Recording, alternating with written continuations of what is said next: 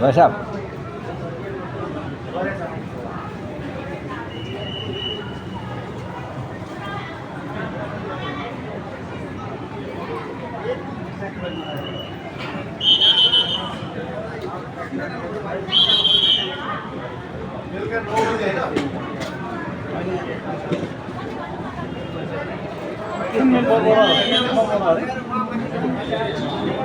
भनिन्छ काम पाउनु काम गर्दा काम पाइन्छ कति महिना काम गर्यो 700 हामीले महिना काम गरेर 700 भन्ने बित्तिकै मैले काम गरेँ अनि त्यहाँको कति महिना जाने 1000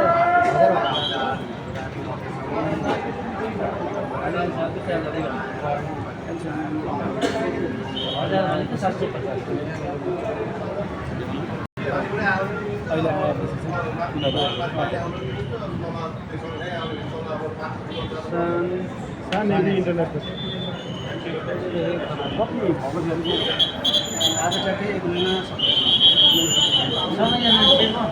हामीले भेटेको दुईजनाको लाइनै बस्नु त यताबाट हिँड्दै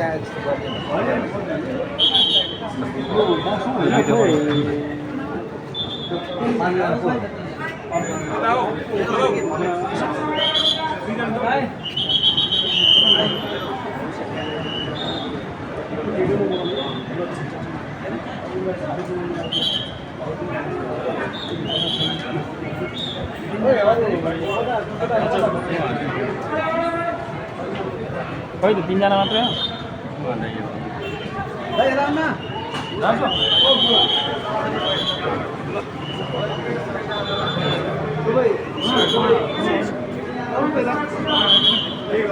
नआउने यहाँ नआउने आउनु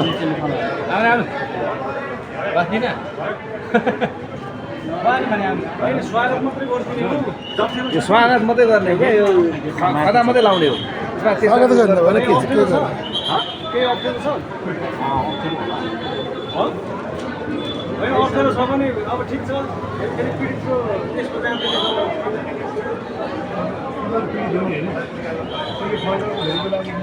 चाहिएला नि त्यसो किन जानुभएको पहिला त छ नि तपाईँहरूलाई यसको फर्दर न्याय प्रक्रियामा जानु तपाईँलाई चाहिन्छ डकुमेन्टमा पनि छ यसको लागि प्रोसिजर हुन्छ तपाईँले यहाँसम्म ल्याउँदा यति कागज यसको लागि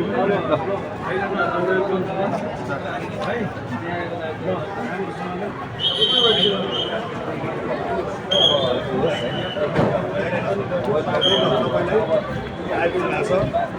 हामी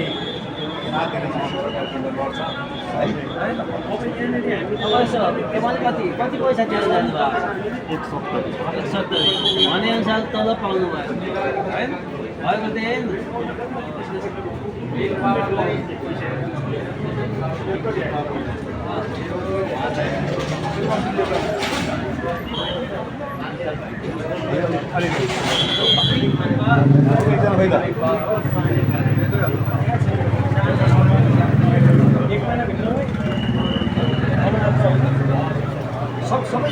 हामी त्यसलाई 3 महिना 20 दिन एक काम गरेर पनि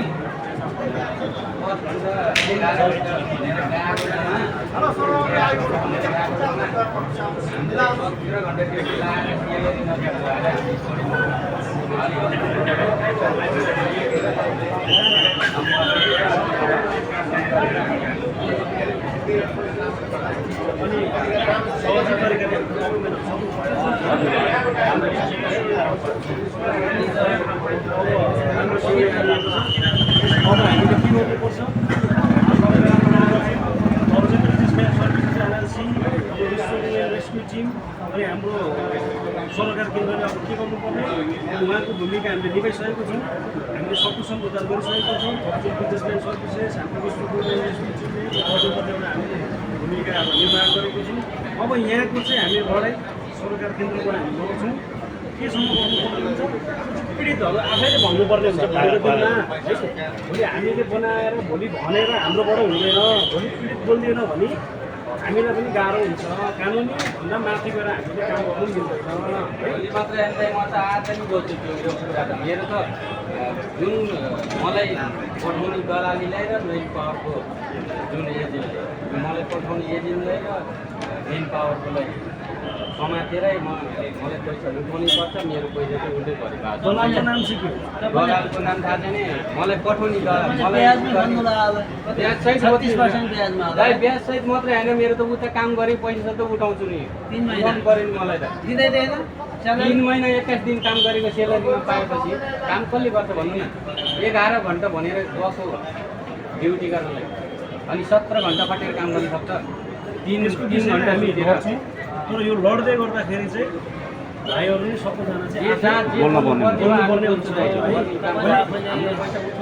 माध्यम हो हामी माध्यम भयौँ हामीले एउटा उद्धार गर्नुपर्ने पऱ्यौँ सहयोग गर्नुपर्ने हामीले गऱ्यौँ अबको समय भनेको चाहिँ यहाँनिर चाहिँ भाइहरू आफैले बोल्नुपर्ने हुन्छ 1300 रुपियाँ सेलेरी भनेर पठाएको हामीले 1300 सेलेरी पनि पाएन सेलेरी पाएन त्यसमाथि अब सेलेरी नपाइसकेपछि चाहिँ हामी गर्नु अझै बढी धम्काउने के अनि पैसा कसरी बुझ्नु हामीलाई त यस्तो शुद्ध भने त्यो मेलपर त्यो जुन कम्पनीको अर्काले कस्तो शुद्ध भन्यो भने तँलाई त हामीले यहीँ मारेर बाल्लोभित्र गाड्दी पनि थाहा पाउँदैन भनेर शुद्ध भन्यो त्यो कसले भने यो चाहिँ रेकर्डै त्यो जुन रेकर्डै छ सबै हामीले भिडियो फोटो गरेर क्याम्पो साउन्ड पुरा झड गरेर हामीले ल हुन्छ ल अब आउनु राम्रो सुरु भएर तपाईँ अब शुभकामना पनि कानुनी कुरा कानुनी हुन्छ मैले त एजेन्टले पैसा बुझा हो होइन मैले ह्यान्ड क्यास बुझाएको बुझा हो सबै मैले ह्यान्ड क्यास होला। मैले